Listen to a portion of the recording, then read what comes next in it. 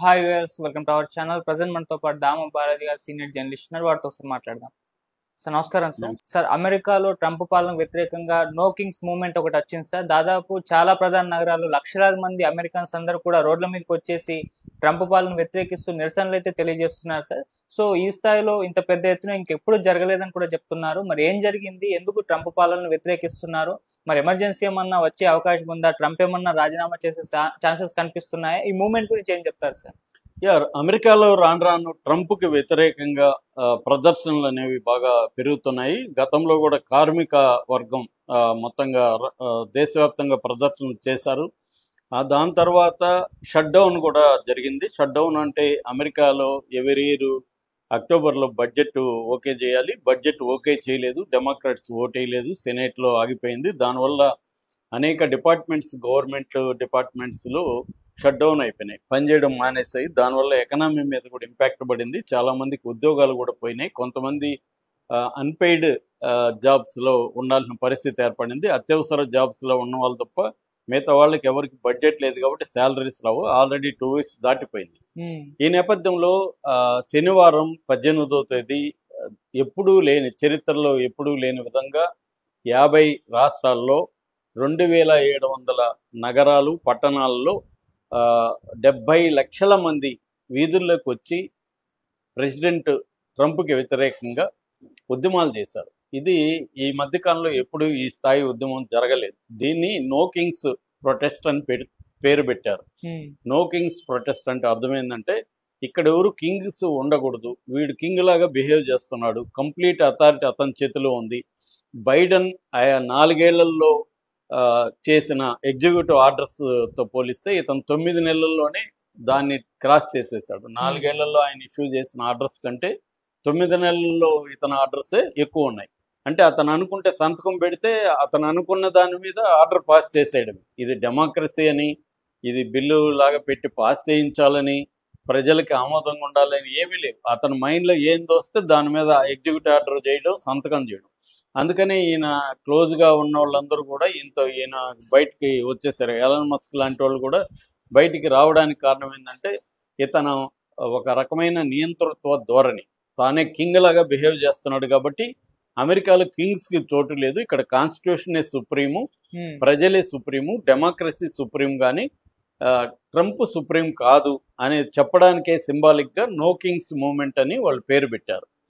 ఎందుకంటే అమెరికా విప్లవం, స్వాతంత్ర సంగ్రామం జరిగినప్పుడు 1776లో అప్పుడు కూడా కింగ్స్ ఎవరు ఉండకూడదు, డెమోక్రసీ ఉండాలా, ప్రజలే కింగ్స్ అనేది అప్పుడు స్పిరిట్ అనమాట. దాన్ని కూడా తీసుకొని వీళ్ళు నో కింగ్స్ మూవ్మెంట్ అని పెట్టారు. దీంట్లో ఇన్ని రాష్ట్రాల్లో 2700 టౌన్స్ అండ్ సిటీస్లో 70 లక్షల మంది పాల్గొనడం అనేది అపూర్వమైన విషయం. అందరూ కూడా వీధుల్లోకి వచ్చి మార్నింగ్ వచ్చినప్పుడు ఈవినింగ్ వరకు కూడా చాలా చోట్ల టైమ్ స్క్వేర్ లాంటి మెయిన్ ప్లేసెస్ ఉంటాయి సిటీలో, అక్కడ ప్రదర్శనగా వచ్చి అక్కడ గుమికూడి అక్కడ డిఫరెంట్ స్లోగన్స్ ఇవ్వడం, ఇవన్నీ చేశారు.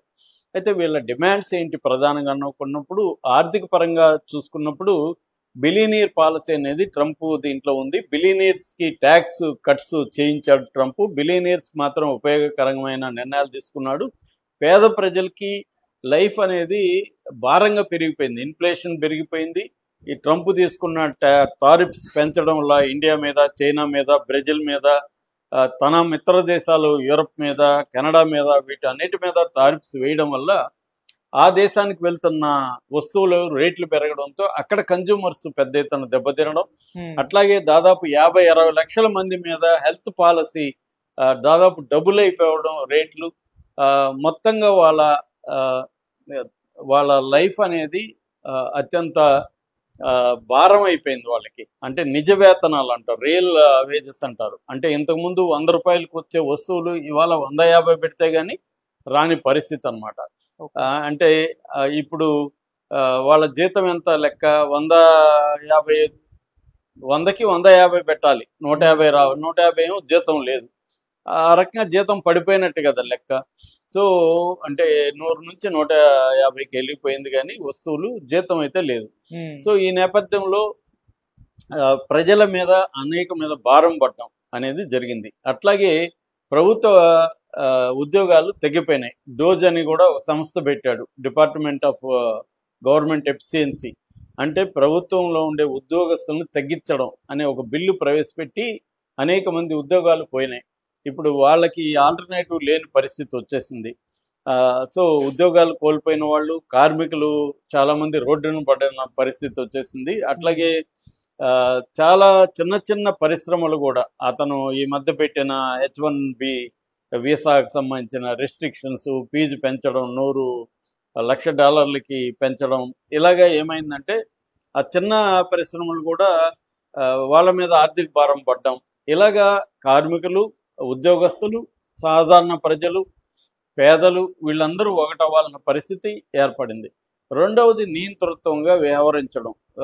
ఫెడరల్ అంటారు. అక్కడ ఏంటంటే ఫెడరల్ సిస్టమ్ ఉంటుంది. రాష్ట్రాలకు కూడా ప్రత్యేక అధికారాలు ఉంటాయి. ఫెడరల్ ప్రభుత్వం ఉంటుంది, కేంద్ర ప్రభుత్వం ఉంటుంది. సో ఈ ఫెడరల్ ఫోర్సెస్ని రాష్ట్రాల్లో బలవంతంగా దించడం అవన్నీ కూడా చేశాడు. ఇక మూడవది ఈ యాంటీ ఇమిగ్రేషన్ పాలసీ. అక్కడ చిన్న చిన్న షాపుల్లో వీళ్ళు అన్ని చోట్ల బయట నుంచి వచ్చిన వాళ్ళు పనిచేస్తుంటారు, లేకపోతే విద్యార్థులు పనిచేస్తుంటారు. వీళ్ళందరూ ఏంటంటే తక్కువ జీతాలకు పనిచేస్తుంటారు. ఇప్పుడు మన రాష్ట్రం నుంచి కొంతమంది వెళ్తారు, తెలుగు రాష్ట్రాల నుంచి. వాళ్ళు ఏదో చదువుకుంటూ పెట్రోల్ బంకుల్లోనూ, చిన్న చిన్న షాపుల్లోనూ, డిపార్ట్మెంటల్ స్టోర్లోనూ పనిచేస్తుంటారు. ఇప్పుడు ఇతను బిల్లులు తెచ్చి, ఎగ్జిక్యూటివ్ ఆర్డర్లు తెచ్చి వాళ్ళందరినీ తీసేసిన దానివల్ల ఇప్పుడు అక్కడ లోకల్స్కి ఇవ్వాలంటే రూల్ ప్రకారం వాళ్ళకి మినిమం వేజెస్ $16 నుంచి $20 పర్ అవర్ ఇవ్వాలి. ఇన్సూరెన్స్ ఉంటాయి, ఇతర రూల్స్ ఉంటాయి. వాళ్ళు ఎక్కువ గంటలు పనిచేయరు. దీనివల్ల ఆ షాపులు కానీ ఆ పెట్రోల్ బంకులు నడుపుకోలేని పరిస్థితి ఏర్పడింది. రెండోది ఇమ్మిగ్రేషన్ పేరుతో పెద్ద ఎత్తున అక్కడ కుటుంబాల నుంచి కొంతమందిని విడదీస్తున్నారు. కొన్ని లక్షల మందిని బయటికి పంపించేశారు. సో దీనివల్ల కూడా అక్కడ గందరగోళం అయిపోయింది. ఇటు ఎకనామీ కానీ, ఇటు సోషల్ ఫ్యాబ్రిక్ కానీ డిస్టర్బ్ అయిపోయింది. దానివల్ల కూడా ప్రజలలో వ్యతిరేకత అనేది ట్రంప్ మీద పెరిగింది. నాలుగవది హ్యూమన్ రైట్స్.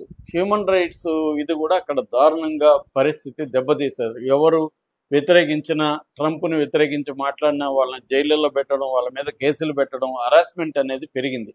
ఒకప్పుడు అమెరికాలో కంప్లీట్గా ఫ్రీడమ్ ఉండేది. ఎవరైనా ప్రెసిడెంట్ విమర్శించవచ్చు, ఏమైనా చేయొచ్చు. ఇవాళ ఫ్రీడమ్ కూడా లేదు.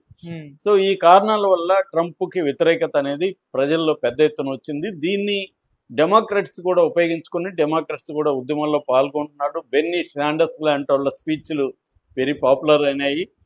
ఆయన కూడా ఏంటంటే ఇది మొత్తం బిలియనీర్లకు అనుకూలమైన ప్రభుత్వం తప్ప పేదలకై, సామాన్య అమెరికన్స్కి అనుకూలంగా లేదు అనేది ఆయన కూడా మాట్లాడాడు. నియంతృత్వానికి స్థానం లేదని మాట్లాడారు. అంటే కోర్టులు కూడా ట్రంప్కి సరెండర్ అయిపోయినాయి అనేది ఇప్పుడు వీళ్ళ వాదన. సో ఇప్పుడు దీనికి ట్రంప్ వైపు నుంచి ఇటు జేడీ వ్యాన్స్ మాట్లాడాడు. ఇక్కడ ఎట్లాగైతే మనం మోడీని విమర్శిస్తే దేశద్రోహి అని అంటున్నారు, అక్కడ కూడా వీళ్ళు యాంటీ అమెరికా మార్క్సిస్టులు వీళ్ళు అనేది అక్కడ కూడా చెప్తున్నారు. అంటే ట్రంప్ని విమర్శిస్తే యాంటీ అమెరికా వ్యతిరేకులు వీళ్ళనే ముద్ర వీళ్ళ మీద వేయడం జరుగుతుంది.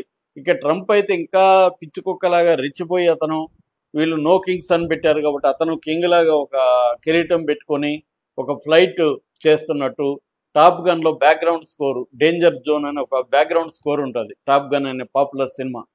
దాంట్లో ఆ బ్యాక్గ్రౌండ్ స్కోర్ వేసి అతను అక్కడి నుంచి స్కై నుంచి షిట్టింగ్ చేస్తున్నట్టు, ఆ షిట్ వచ్చి వీళ్ళ మీద పడుతున్నట్టుగా ఒక ఏఐ వీడియో చేసి అతను తన ట్రూత్ సోషల్లో పోస్ట్ చేశాడు.